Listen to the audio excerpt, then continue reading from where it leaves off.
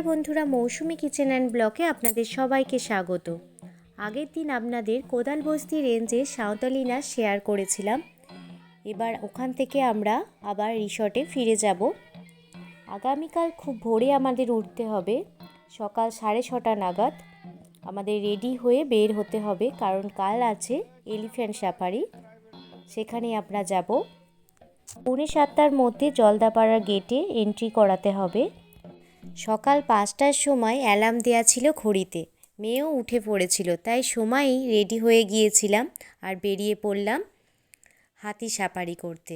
দেখুন, পৌঁছেও গেছি জলদাপাড়া ন্যাশনাল পার্কে। প্রথমে আইডেন্টি কার্ড চেক করিয়ে গাইড দাদাকে নিয়েই গাড়ি ছাড়লো। আমাদের প্রাইভেট গাড়ি হলং বাংলো পর্যন্ত গিয়েছিল, ওখান থেকেই শুরু হবে এলিফ্যান্ট সাফারি। মনে তখন ভয় হচ্ছিল, আবার হাতির পিঠে চেপে জঙ্গল দেখার নতুন এক অভিজ্ঞতা, নতুন এক আনন্দ উত্তেজনা হচ্ছিল। হলং যাওয়ার রাস্তায় গাইড দাদা আমাদের জলদাপাড়া জঙ্গল সম্বন্ধে তথ্য দিচ্ছিলেন। হলং নদী পেরিয়ে আমরা বাংলোয় ঢুকলাম। বাংলোর গেট দিয়ে ঢুকতেই হাতির পিঠে চড়া সিঁড়ি, নুড়ি পাথর, রাস্তার শেষে বাঁদিকে হলং নদী, তার ওপারে সল্ট ফিট।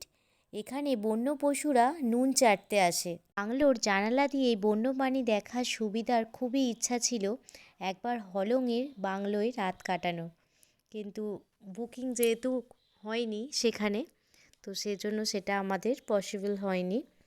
এরপর শুরু হলো আমাদের 1 ঘন্টার হাতি সাফারি, 7:30 থেকে 8:30। প্রথম শিফট থাকে 6:30 থেকে 7:30, আর লাস্ট শিফট থাকে 8:30 থেকে 9:30। ওই যে দেখছেন হাতিগুলো ফিরছে, ওটা হচ্ছে প্রথম যে শিফটটা ছিল 6:30 থেকে 7:30। তাদের সাফারি 1 ঘন্টা হয়ে গেছে, তো তারা ফিরছে। আবার ওই হাতিতেই আমরা চেপে জঙ্গল সাফারি করব। কি সুন্দর ভেতরে ঢুকে যাচ্ছে।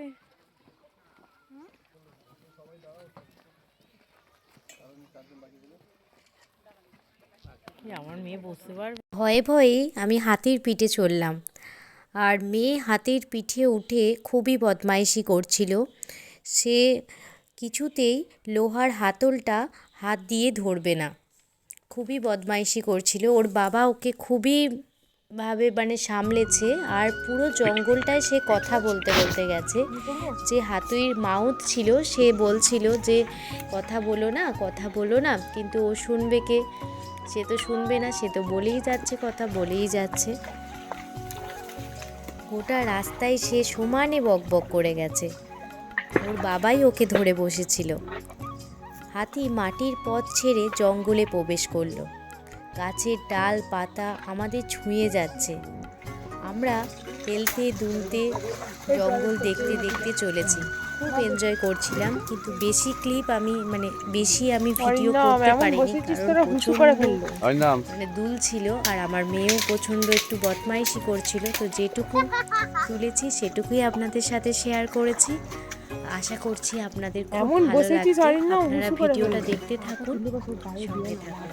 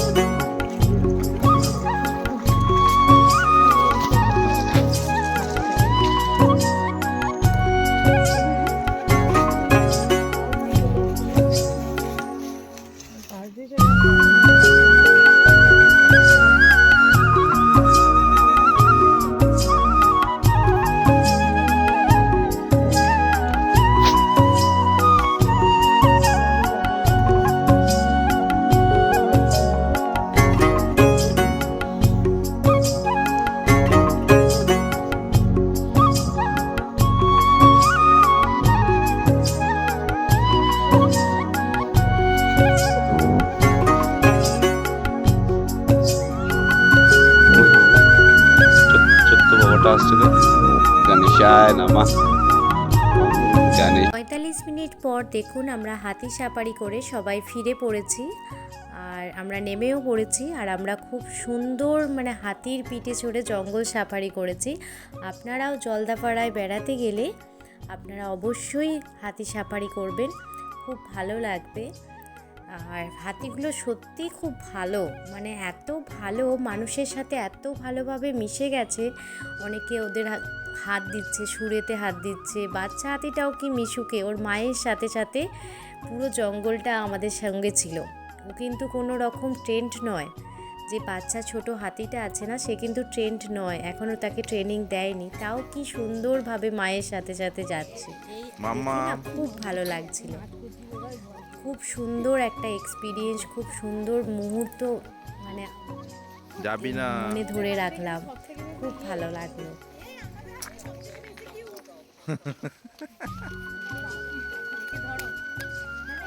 পর আমরা হাতি তিনটের সামনে দাঁড়িয়ে কিছু সেলফি পিকচার তুলে নিয়েছি, সেটাও আপনাদের সাথে শেয়ার করলাম।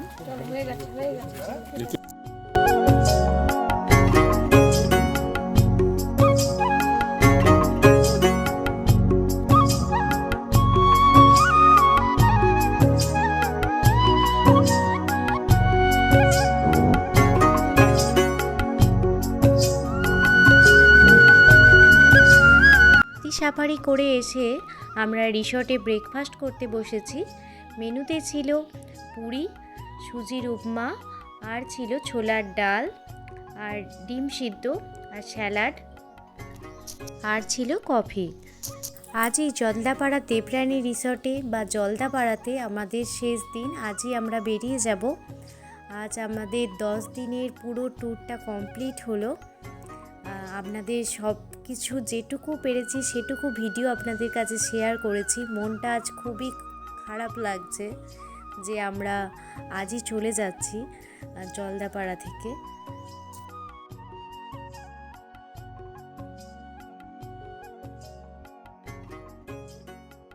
শেষের দিনও আমার মেয়ে আর দীপুদার ছেলে আরজু দুজনে মিলে দেখুন সুইমিং পুলে স্নান করছে। তারও কিছু মুহূর্ত আপনাদের সাথে শেয়ার করলাম। সত্যি মনটা আজ খুবই খারাপ লাগছে, যেহেতু আমরা চলে যাচ্ছি জলদাপাড়া থেকে। আজ নিউ জলপাইগুড়ি চলে যাব, আর নিউ জলপাইগুড়ি থেকে বর্ধমান আমাদের বাড়ি চলে আসব। আর দেখুন আমরা বেরিয়েও পড়েছি এখন রাস্তাতে। দার্জিলিং থেকে রাবাংলা, রাবাংলা থেকে গ্যাংটক, গ্যাংটক থেকে জলদাপাড়া, 4টি জায়গায় অপূর্ব সুন্দর ছিল, মনোরম দৃশ্য, কখনোই ভুলতে পারবো না, এত সুন্দর। সত্যি মন ভালো হয়ে যাবে ওখানে গেলে আপনার। তিস্তা নদীর ওপর কাজলডোবা হয়ে আমরা নিউ জলপাইগুড়ির উদ্দেশ্যে রওনা দিয়েছি। এখন রাত 9টা বাজে, আর দেখুন আমাদের ট্রেন চলেও এসেছে। আমরা এখান থেকে বর্ধমান যাব, বর্ধমান থেকে আমাদের নিজস্ব গন্তব্যস্থলে, নিজস্ব বাড়িতে চলে যাব। তো এই 10টা দিন খুবই ভালো কেটেছিল, সেই মুহূর্তগুলোই আপনাদের সাথে শেয়ার করলাম। সব ভিডিও আমি পার্টে পার্টে দিয়েছি, আপনারা কেউ যদি দেখে না থাকেন অবশ্যই দেখুন, আপনাদের অবশ্যই ভালো লাগবে। দিন আপনাদের সিকিম এবং জলদাপাড়া থেকে কি কি জিনিস নিয়ে এসেছি, কি কি স্মৃতি ওখান থেকে নিয়ে এসেছি, সেটাই আপনাদের সাথে শেয়ার করব। আর এই ভিডিওটি ভালো লেগে থাকলে প্লিজ একটা লাইক, কমেন্ট, শেয়ার করে আমার পাশে থাকবেন। ভালো থাকবেন, সুস্থ থাকবেন, সাবধানে থাকবেন। আবারও কোনো দিন অন্য কোনো ভিডিও নিয়ে আপনাদের সামনে হাজির হব। ধন্যবাদ।